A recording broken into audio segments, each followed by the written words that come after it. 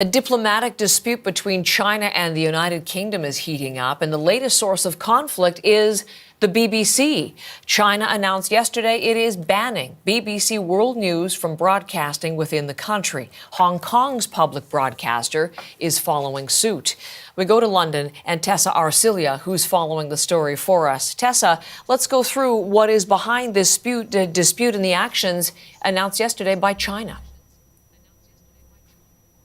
Indeed, Heather, and when you call it a diplomatic spat, it has really expanded beyond, a media issue. This has spilled over into the political sphere indeed. So as you said, the Chinese broadcasting regulator has banned the BBC World News from being broadcast in the country. And the RTHK in Hong Kong, which is the public broadcaster, said that they're not going to use content as well from the BBC. Now, it has to be noted, though, that already the BBC World News is not really that widely watched in China because it's not available. So the locals don't really have access to it. So this is also in a way symbolic. But at the same time, let me read to you what the regulator said. They said, as the channel fails to meet the requirements to broadcast in China as an overseas channel, the BBC World News is not allowed to continue its service within Chinese territory. And they're also not going to consider a reapplication in the next year. Now, the requirements that the Chinese are referring to are that the news has to be truthful and fair and not harm China's national interests. Now, this is important to note because we know that the Chinese have been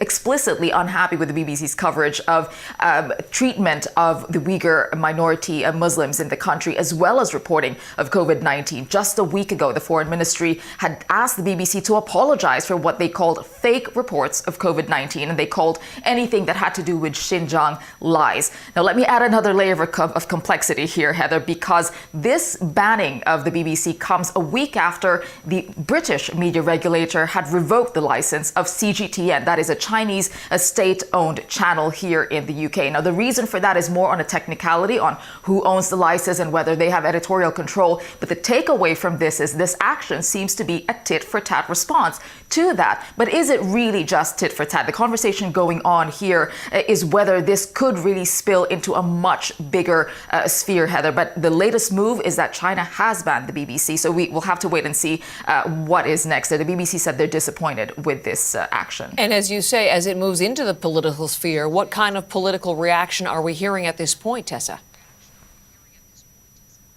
Yeah, we have had some. The British Foreign Secretary Dominic Raab said this is an unacceptable curtailing of media freedom. We know that China already, if I may use the word robust, they have a robust censorship system mechanism in place in the country. So Dominic Raab said this could harm China's standing in the world. We also heard from the chairman of the Foreign Affairs Committee at the British House of Commons here. He says this seems to be an extension of China's Great Firewall. That's what they call that mechanism in the country in order to enable control of the people. Now let's listen because it has expanded beyond the UK. In fact, Heather, let's listen to the US State Department's response to this.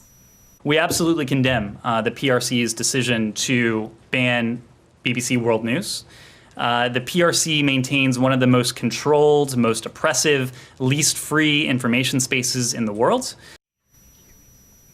I mean, why this is interesting, Heather, is because, as I said earlier, could it become bigger? The British politicians are looking to Australia because Australian politicians had stood up to China, and it has extended beyond a small issue into bigger issues, which has trade implications. So is this going to become just a media issue, or is it going to become much bigger than that? China and the UK are big trade partners. This is a latest example of deteriorating relations, Heather. All right, Tessa, thank you so much. Tessa Arcilia from London.